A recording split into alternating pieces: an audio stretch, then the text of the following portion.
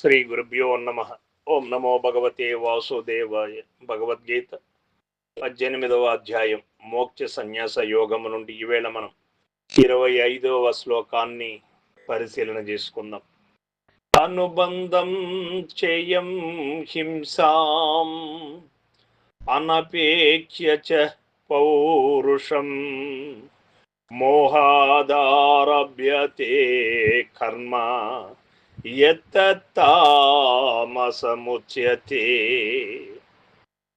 భగవానులు చెబుతూ ఉన్నారు, తాను చేయు కర్మకు మున్ముందు కలుగబోవు దుఃఖాదులను అనగా ధనాదుల నాశమును, తన యొక్క ఇతరుల యొక్క శరీరాదులకు గల్గు బాధను, తన సామర్థ్యమును ఆలోచింపక అవివేకముతో ప్రారంభింపబడు కర్మము తామస కర్మమని చెప్పబడుతున్నది అంటున్నాడు భగవానుడు.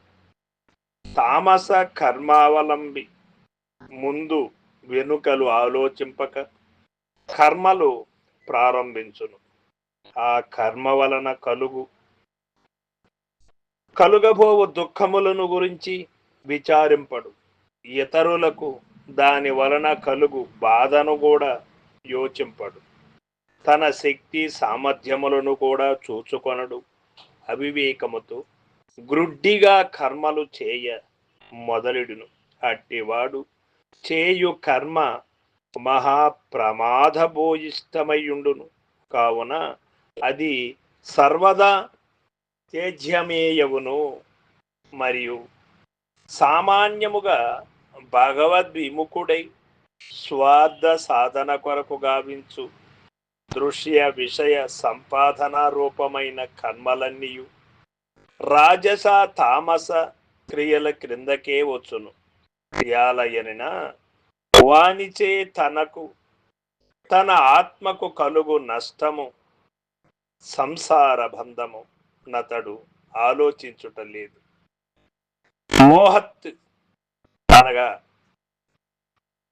ఈ రాజస తామస క్రియలన్నిటికీ మూల కారణము అవివేకము, అజ్ఞానము అయి ఉన్నదని స్పష్టమవుతున్నది. కాబట్టి మొట్టమొదట వివేకమును సంపాదించి ఇట్టి రాజస తామసాది వృత్తులను త్యజించి జీవితమును సంస్కరించుకొనవలయను అని భగవానుడు కరాఖండితముగా మనకు చెబుతూ ఉన్నాడు.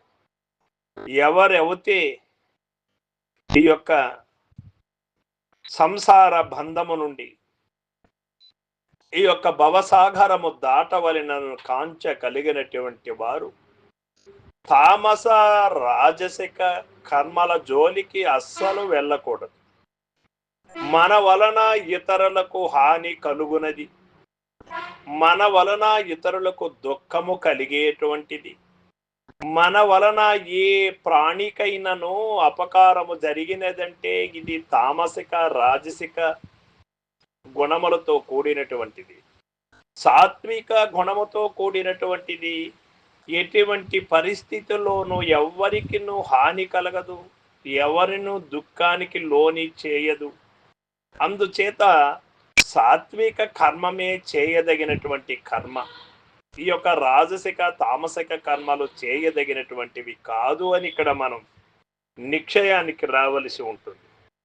తామస కర్మ ఎట్టిది అంటే ముందు కలుగబోవు దుఃఖాదులను అనగా ధనాదుల నాశమును, దేహాదుల బాధను తన సామర్థ్యమును ఆలోచింపక అవివేకముతో గ్రుడ్డిగా నాచరింపబడు కర్మము తామస కర్మ అని భగవానుడు చెబుతూ ఉన్నాడు. ఇట్టి తామస ప్రవృత్తికి కారణమేమి అంటే అవివేకమే, అజ్ఞానము వలననే ఈ యొక్క తామసిక కర్మములు చేస్తూ ఉన్నారే కానీ గురుదయ వలన విఘ్నులైనటువంటి వారు తామసిక కర్మలేమిటి రాజసిక కర్మలు కూడా చేయరు. సాత్విక కర్మములని ఆచరిస్తూ సాత్విక కర్మములకు కూడా బందీ కాకుండా ఫలాపేక్ష రహితముగా చేస్తూ ఉన్నవాడు గుణములు మీరినటువంటి వాడు. ఆ స్థాయిని పొందవలెను అంటే నిజానికి గురుదైవమే అవసరం. గురు సూచనే అవసరం. అటు కాకుండా ఇచ్చా మార్గాన ప్రవర్తించేటువంటి వాడు ఈ నిజ మార్గాన్ని ఎన్నుకోలేడు. 3 విధములకు కర్తలను గురించి చెప్పుచూ మొదట సాత్విక కర్త యొక్క స్వభావమును తెలియజేయుచున్నాడు భగవానుడు. ఈ విషయముని రేపటి రోజున మనం 26వ శ్లోకాన్ని పరిశీలన చేసి తెలుసుకున్నాం. సర్వం సద్గురు పాదార్పణమస్తు. జై గురుదేవ.